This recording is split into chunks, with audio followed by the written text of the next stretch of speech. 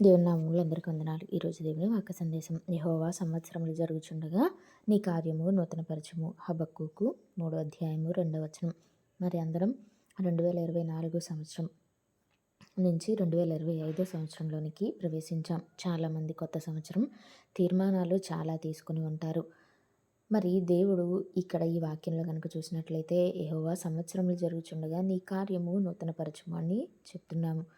దేవుడు మన జీవితంలో నూతనంగా కార్యాలు జరిగించాలి అంటే మనం దేవుని పట్ల ఎలా ఉన్నాం? మన జీవితంలో మరి మార్పు ఏమైనా వచ్చిందా? చాలామంది కొత్త సంవత్సరం రాగానే చాలా తీర్మానాలు తీసుకుంటారు. ఒకరోజు చేస్తారు, 2 రోజులు చేస్తారు, వారం చేస్తారు. ఆ తర్వాత మరలా మామూలే. వదిలివేయాలనుకున్న పాపములను వదిలివేయలేరు. చేయాలి అనుకున్న మంచి పనులను చేయలేరు. అలవాటు చేసుకోవాలి అనుకున్న మంచి అలవాట్లను కూడా అలవాటు చేసుకోలేరు. ఒకరోజు, రెండో రోజు కష్టంగా చేస్తారు. 4 రోజుల తర్వాత దాన్ని వదిలివేస్తారు. ఇది మన వల్ల కాదులే అని. అలా కాకుండా మనం ఎన్ని సంవత్సరాలు ఏ విషయంలో అయితే తప్పిపోయామో, ఏ విషయంలో అయితే మరలా పాపం చేస్తూ ఉన్నామో, లేదా ఏ విషయంలో అయితే దేవునికి అనేక సార్లు మనం మాట ఇచ్చి తప్పామో, దానిని గనక ప్రభువా ఇదిగో ఈ విషయంలో నీకు మాట ఇచ్చాను కానీ చేయలేకపోయాను, దయతో నన్ను క్షమించండి, మీ సహాయం వల్ల మాత్రమే నేను ఈ కార్యమును చేయగలను, ఈ పని చేయగలను, లేకపోతే మీకు ఇచ్చిన ఈ వాగ్దానాన్ని నెరవేర్చగలను, లేకపోతే మీకు నేను ఇచ్చినటువంటి ఏదైతే ప్రామిస్ చేశానో ఆ ప్రామిస్ని నేను నిలబెట్టుకోవాలంటే నా వలన అయితే కావడం లేదు, మీరు సహాయం చేస్తే తప్ప నేను చేయలేను అని చెప్పి దేవుని సహాయాన్ని కోరుతూ మనం చేసుకున్నటువంటి తీర్మానాన్ని, లేకపోతే దేవుడికి మనం చేస్తామని చెప్పిన పనుల్ని మనం గనక చేయగలిగితే దేవుడు కూడా మన జీవితంలో ఆయన కార్యాలని నూతనపరుస్తూ ఉంటారు. ప్రతి సంవత్సరం గడిచిపోతూ ఉంది కానీ మన జీవితంలో మార్పు అయితే రావడం లేదు.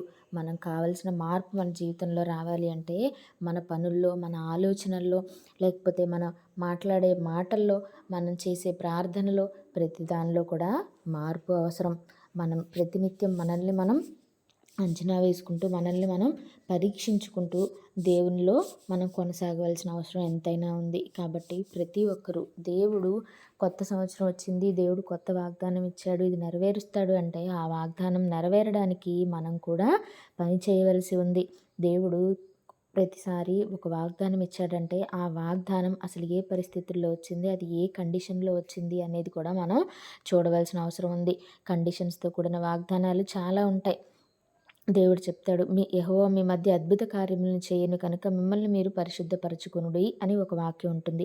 యెహోవా మీ మధ్య అద్భుత కార్యములను చేయును అనేది మనకు వచ్చిన వాగ్దానం. అయితే ఆ వాగ్దానం మన జీవితంలో నెరవేరాలి అంటే మిమ్మల్ని మీరు పరిశుద్ధపరచుకోమని దేవుడు చెప్పాడు. కాబట్టి మనల్ని మనం పరిశుద్ధపరచుకున్నప్పుడు మనం జీవితంలో దేవుడు అద్భుత కార్యాలు చేస్తాడు. అలాగా ప్రతి ఒక్క వాగ్దానం ఏ కండిషన్తో ఉందో మనం చూసుకొని, మనం వదిలివేయాల్సినవేవో వదిలివేసి, మనం చేయవలసినవేవో చేసినట్లయితే దేవుడు మన జీవితంలో నూతన కార్యాలు జరిగిస్తాడు. అలా ప్రతి ఒక్కరూ కూడా వారికి ఇచ్చినటువంటి వాగ్దానాలను ఏవైతే ఉన్నాయో వాటిని స్వతంత్రించుకునేలా ప్రతి ఒక్కరూ తమను తాము మార్చుకోవాలని, తమలో ఏవైతే దేవునికి ఆయాస్కరంగా ఉన్నాయో వాటిని వదిలివేసి దేవునికి ఇష్టలుగా బ్రతకాలి అని కోరుకుంటూ వందనాలు.